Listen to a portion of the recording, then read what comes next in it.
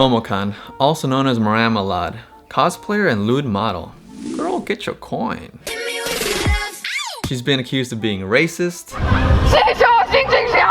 purchasing cosplay and claiming it as her own, copying her original cosplay idea from a hentai,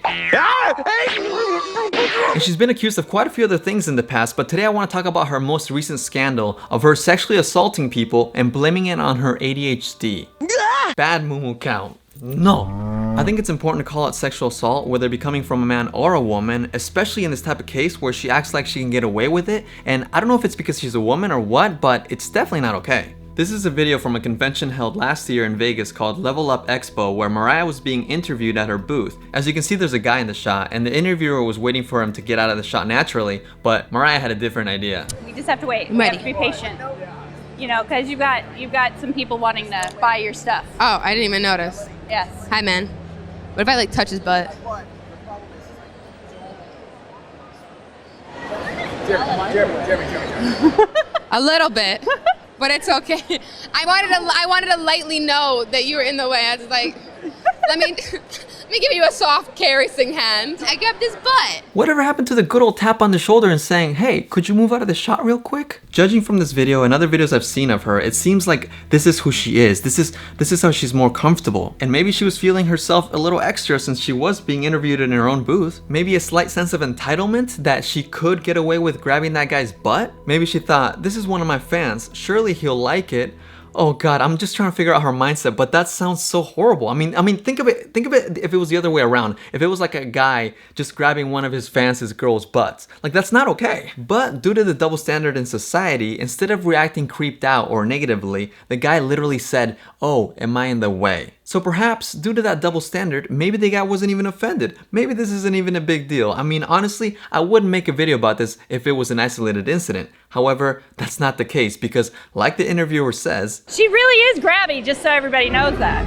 Quite a few people came out about their experiences with Mariah after it was announced that she would be having a meet and greet booth at Anime Expo. And when someone brought her accusations to their attention, they said, "Thank you for your concern. Creators Guild does not condone violence or harassment, both physical and verbal, from either cosplayers or regular individuals. If there was an incident of this kind, we wish to hear it directly from those/that person involved." Whew, you know, it's good to be skeptical. They didn't exactly ask, but they sure did receive. A cosplayer said, sexual harassment should not be dismissed. It is not easy to come forward, but I have gained the courage to speak up. At Anime Expo last year, Momokun slapped my ass in front of a large crowd without my permission after I had just met her. Another cosplayer says, I usually keep my mouth shut, but since I now realize I'm not alone, I feel like I will say something. Mariah has also touched me without my permission when we first met at Otakon Vegas. She pulled my top down while I was in cosplay and exposed my nipple in a bathroom full of people. And people continued to share their experiences with Mariah until eventually the Creators Guild booth decided to ask her to cancel the meet and greet. Which is kind of awkward because what if she said, no, I don't want to cancel it, you know? Like, I feel like they should have canceled it, but whatever, she agreed to cancel it. After announcing that she canceled her meet and greet due to harassment, I guess she felt harassed for being called out for sexually harassing others, Mariah decided to make a general response to the sexual accusations going her way. So I noticed a lot of stuff coming out right now, and I kind of like took a moment, talked to some friends, try to like discuss how I want to like talk about everything. I feel like things are taken out of context. And, you know, sometimes I'm very, like, handsy and touchy with friends, and I get a little crazy and immature. She starts off by shutting down the few clips that were circulating, showing her being very grabby towards her friends. But her friends have come out and said that they were okay with it. So, okay, fair enough. Let's see what else you got. Sometimes I get a little, like, crazy, and I think a lot of it has to do with, like, having ADHD and, like, not being able to control myself sometimes. That I just kind of get a little too comfortable. Whoa! Did you hear that, boys and girls? I hate to be that guy, but as someone with ADHD, I can tell you I'm pretty familiar with the symptoms, and sexually harassing people is definitely not one of them. Or I'm sorry, as you call it, getting a little crazy and getting a little too comfortable. Not symptoms, personal problems. Someone who's very against sexual assault and someone who's very much so an advocate for it. I think I did, though, mess up by being too comfortable with people who I thought I was within boundaries. This has become such a generic statement for people that are accused of sexual harassment. They're always against sexual harassment, yet they can never seem to respect boundaries and always get too comfortable around the people they harass. The thing is, the people that are accusing her of sexual harassment didn't really know her that well, so what exactly made her feel so comfortable around them? Was it the setting? The fact that they're also cosplayers? And as if it couldn't get any worse, she goes on to victimize herself, convinced that everybody has a vendetta against her and came out all at once to mess with things.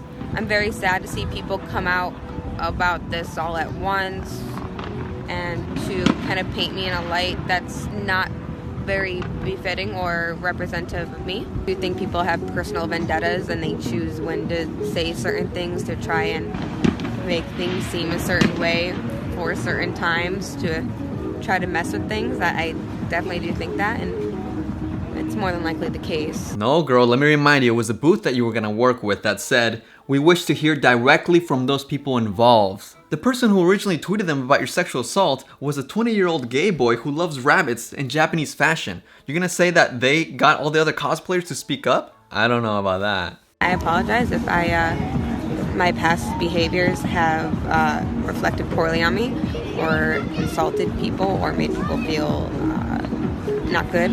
I'm kind of an airhead sometimes. I apologize if any of my actions made me look bad, or if anything I did insulted anyone or made them feel not good. I'm an airhead. I will see you guys tomorrow at the convention. I'm super excited and can't wait to give you guys lots of hugs. I mean, no hugs. I will be keeping my hands to my fucking self. Air hug you. Air hugs. No kisses. Maybe like a glance. Like.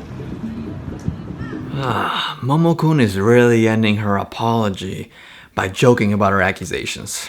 She eventually did a sit-down apology video on YouTube, which I assume was more thought out than these Instagram stories because it came out 2 weeks after the accusations blew up. But leading up to this YouTube video, she did have another Instagram story which didn't sit well with me. Don't want to see this happen to anyone else, and if I have to be a martyr for this, for myself and lots of other people who learn their lessons, so be it, because shit needs to be discussed. Shit needs to be talked about. Sounds like the Momokun is getting milky trying to say that she's taking one for the team, being a martyr, huh?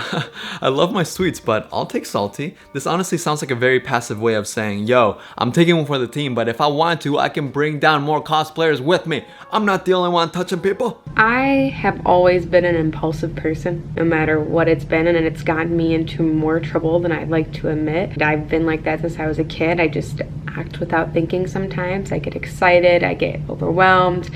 That's just how I am as a person. Momo, you started the video by talking about how you've always been an impulsive person and acknowledging how it's gotten you in more trouble than you'd like to admit. While being impulsive can be a symptom of ADHD, I don't want to blur the lines here. Your problem with touching people is not an ADHD problem, it's a personal problem. Impulsive actions have never been met with malicious intent. I have never meant to ever be malicious with any action that I cause or that I do. Now hold on a minute, she says her impulsive actions don't have any malicious intent. Now to be impulsive means you don't really think of the consequences, you don't plan on something. And she just repeats that she doesn't have any malicious intent. Bro, hold my phone, I'm starting to get some serious flashbacks. I have my moments. I'm definitely somebody who gets angry and says shit. I'm not somebody who's malicious or planning shit. Never meant to ever be malicious. I'm definitely not somebody who's malicious. Damn, I knew I recognized that same pattern of defense. That was not my intention. Have never been met with malicious intent. It's never the intent. Of course not. At least not when you get called out. But there's many times where I have mixed close friendships and my relationships and boundaries with those people with people who are not close friendships and more so acquaintances. Momo, it didn't work the first time, it's not gonna work the second time. If you touch someone that you barely know and say, oh, I'm sorry, that's just how I treat my close friends. How would you like it if I touched you and I was like, that's how I touch my close friends? That's inappropriate, that doesn't make any sense. Within the last year, I've come to learn so much about what consent is and boundaries after entering the costume community or the nerd community. Where everyone is very touchy and very like over exaggerated, everything's really crazy, I took some time for me to learn what is okay, what's not okay. She's really claiming that she's just now learning what she did is wrong. In many relationships with people, I've come to realize that I've touched people without their consent, not realizing that it is a form of sexual assault or sexual harassment. I'm finding it hard to believe that you seriously can't understand why your actions are wrong. So from seeing this so much in my own friend group, I believe, this is okay, like messing around, playful, it's consensual, but I realize now that it's not. Mariah, you really should have had one of your close friends watch this video before you posted it. I mean, how you behave with your close friends is not how you should behave with strangers. Like, you can touch your friends all you want if that's what you both consent to. However, strangers? People you don't really know? Acquaintances, as you call them? I know, Maria. I realize that it's inappropriate behavior, whether it be playful or malicious. No matter what, it's inappropriate. To touch someone without their consent, there's no excuse. Don't touch anyone without their consent. Wait, when did we flip the script? You're telling us not to touch people inappropriately while you're smiling after you've been accused of doing it?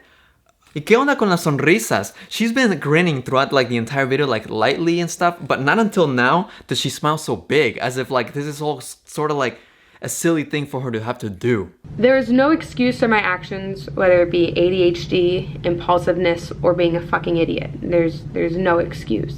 You just said there's no excuse for your actions, then proceeded to list the 3 excuses you've previously used, as well as fill this entire 8-minute video with excuses and the why and what led up to your behavior, which nobody cares about. After being accused for this type of thing, the last thing people want to see is an 8-minute apology video, which really just comes off as a bunch of justifications for your actions. My immediate response was impulsive and thoughtless. It wasn't really well educated at all. Oh, and this one is well educated? I personally do not think I'm above criticism in any way. I've never felt that way about myself. I think it's the exact opposite. I think that a lot of what I do should be criticized and should be looked at thoroughly. If there's one clip that I can call objectively good from that entire video, I feel like it's that one, because it sort of gives me indirect permission to make a critical video on her. So for that, thank you, Mariah. Much more mature than other people I've made videos on. Sorry, I had a cough. We'll be taking a break away from cons right now to reflect and to truly understand my own wrongdoings and how I affected this community. In all honesty, I do hope you listen to criticism. I know it can be harsh, but honestly, you've screwed up, and I feel like this video, hopefully it is the first step, because even if it's all fake, at least for the public, you can be a better person. If you enjoyed this video, make sure you hit that thumbs up button. Let me know you liked it. I know I'm a little late on this topic, but I really wanted to make a video covering it, because when I first heard the story that she has ADHD and blames her sexual harassment on it, I thought it was so ridiculous. Plus, she also goes to conventions and dresses up like Dragon Ball Z characters. I'm like, what? I used to do a bunch of videos at conventions dressed up as Goku.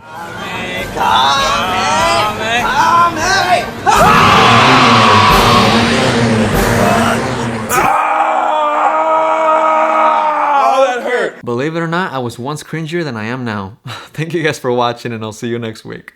Cheers.